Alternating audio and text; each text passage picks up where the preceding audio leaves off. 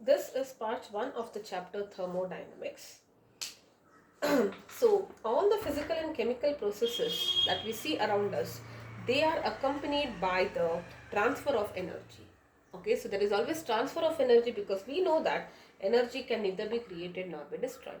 So, when you say there is a physical change that is happening, it might take in energy, it might give out energy, and the same is the case for a chemical process. And it is very important that we need to know how this energy of transfer of energy takes place from one reaction to another, from one substance to another.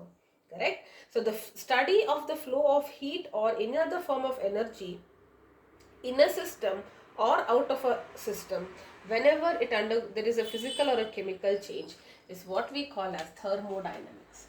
Thermo is heat. So whatever changes related to um, heat energy.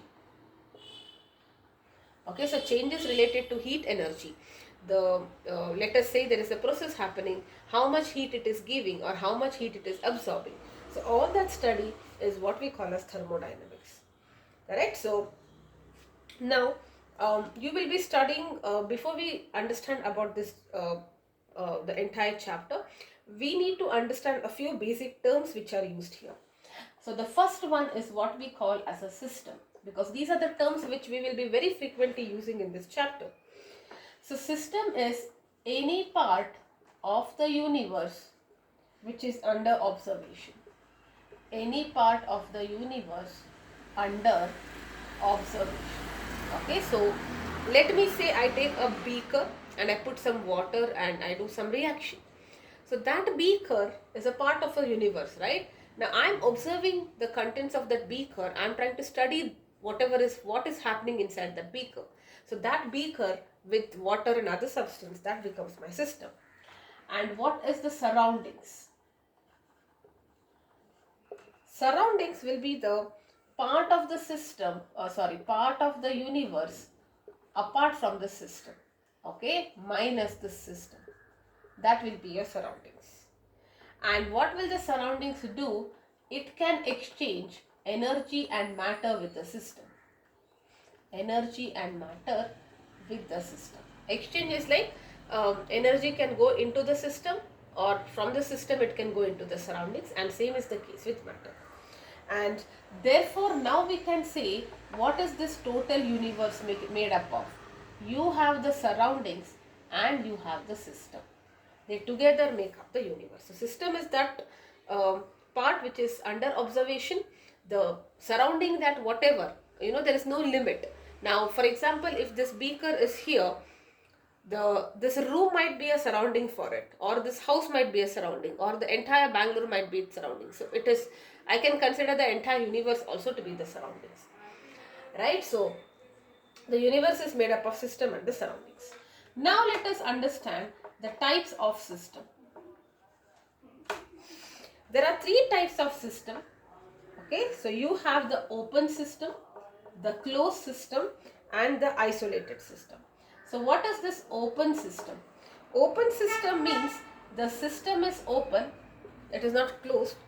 And what does it mean is that there is exchange of both energy and matter. Both exchange of energy and matter can happen between the system and the surroundings. Alright, like for example, if you take water in an open beaker.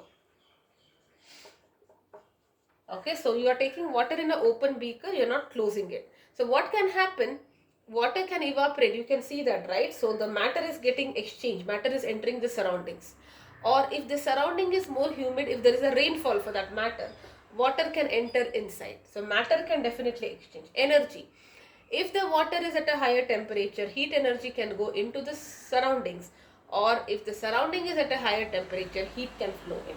So both energy and matter can flow. Such a system is what we call as an open system.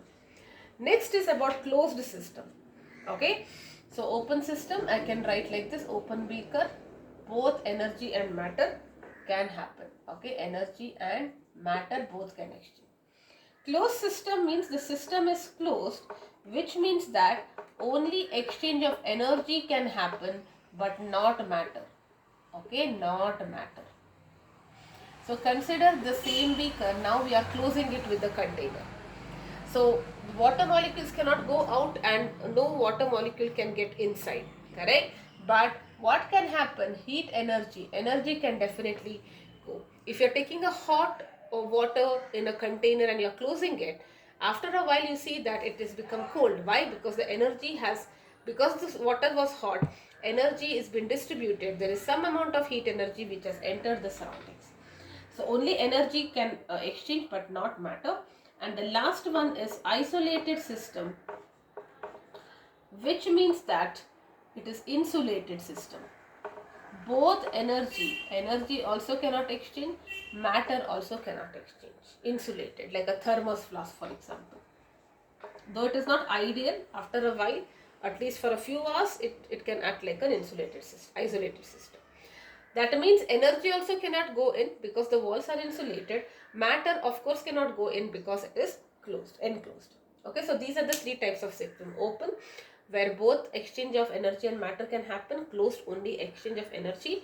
Isolated means neither mass, neither matter nor energy. It's completely isolated. It's completely insulated. Alright, so now let's move to the next topic, that's going to be the state of a system. These are all the terms, alright. So we understood what a system, we understood the types of system. Now let us understand what is the state of a system. The state here refers to the physical form of the system. In which physical form the system is present, correct? So the state of matter is very, very important in thermodynamics, in thermochemistry, because the exchange of heat depends on their physical state. Now what do you mean by physical state? Whether it is solid, liquid or gas. Even the allotropic form of elements or polymorphic forms are indicated. If it's allotrope, like carbon has allotropes, graphite, diamond, which form? It is very, very important. Alright. Now state is nothing but the physical form. Now also there is something called a standard state, which is very, very frequently used in this chapter. What is the standard state? This most stable state of a substance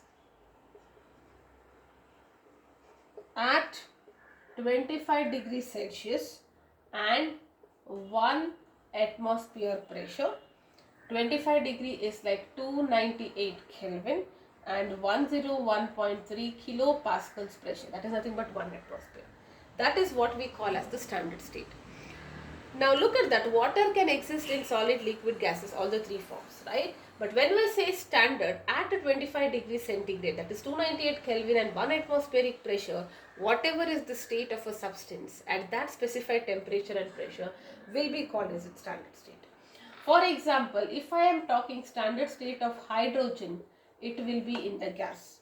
Standard state of water will be in the liquid. Standard state of sodium chloride will be in the solid. Similarly, if you are talking about standard state of carbon, we cannot just write solid, we have to write the allotropic form, which at 25 degrees centigrade and 1 atmosphere, which is the state that is most stable, and that is graphite. This is very, very important. Okay, so that is the state and the standard state. Standard state means at a specified temperature, 25 degree and 1 atmosphere pressure. Alright, now having understood that, let us now understand state variables or functions. Very, very important again, state variables or state functions. What is the meaning of this? Now, if you want to define a state, we need to abide by a set of conditions that completely satisfies all the property of the system like temperature, pressure, etc. And those are what we call as the state variables. So state variables are certain variables or conditions which are used, okay, to define the state of a system. You know what is the state at this temperature, what is its state? Now, if I want to define the state, I need to make use of certain properties. Those properties are what we call as state functions. And what will be the state variables? temperature, pressure, volume, correct? And remember, state variables or state functions only depend on the state and not on the path. Okay, they depends only on the state and not on the path. What is the meaning of this? Again, very important. See, now I am saying, I just now said water, the standard state of water is liquid. That means at 25 degrees centigrade and 1 atmosphere pressure, water is in the liquid state. So I will, how do I say, I have to tell it in terms like, right now the state of water is liquid, temperature is so much, pressure is so much, volume is so much and all that. Do I really care how did I achieve it? Why is this 25 degree? Did I heat it or it was cooled from something, or did I increase the pressure? Did I decrease? No, it doesn't matter. I only know at this moment this is it. How did I achieve it? Not important. Okay, so state variables will define the state, help you to define the state of a system, and they only depend on the state and not the path. Similarly, you have something called as path functions. As the name suggests, they depend on the path, not just the state, depend on the path. Okay, for example, work done or heat exchange. Now heat exchange depends on the path, right? It is not just enough if I say at this moment heat is entering, from where it is entering. That is also very important. Who is doing work? Very, very important. So that means they are dependent on the path. Alright, so next topic here will be about extrinsic, intensive and extensive properties.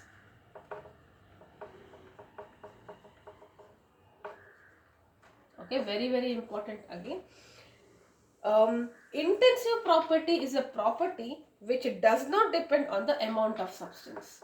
So property which doesn't depend on the amount or mass, okay, depend on the amount of substance. Okay, like for example, if you are talking about temperature, density, vapor pressure, surface tension, viscosity. Now these two they are properties of liquids which you will study. But you know about temperature. Now the temperature doesn't matter like at what, how much mass it is, right? Like for example, if I take 1 glass of water, also it will be at room temperature. If I take 1 liter of water, also it will be at room temperature. So temperature doesn't matter. Like, if I increase the mass, temperature will increase and all that. Same is the case with density, correct? And vapor pressure also. Vapor pressure also does not depend on the amount of substance. Rather, it depends on what is vapor pressure. You will study this eventually next year, but I think it is the pressure which is created by when the liquid or the gaseous molecules, they get vaporized. The vapor particles will collide and create pressure. That is what we call as vapor pressure. Okay, so all of them are intensive. Let us now talk about what are extensive properties. Extensive properties are the ones which depend on the amount of substance, correct? So they are the properties which depend on the amount of substance. And which will be the examples? Very important, please remember that internal energy. We are going to understand all of them in detail. Internal energy, enthalpy, number of moles, mass and volume. Number of moles, mass and volume. Okay, now these two you do not worry about it. We will come to that. Number of moles, you know. What is number of moles? Mass divided by molar mass. So if the mass increases, moles also increases. So definitely it depends on the amount of substance. Mass, obvious. Volume. If I have 2 pens, little space. If I have 10 pens, more space. So definitely depends on the amount of substance. Okay, so these are some of the definition, state functions, extensive and intensive properties, especially for extensive properties which are dependent on the amount of substance. You need to remember them. Internal energy, enthalpy are the ones which are exclusively we are going to talk about it in the coming sessions. Alright, so very, very, very important. Alright, now that we have understood these basic terms, let us continue and do a little more of the basic terms. Let us now talk about process.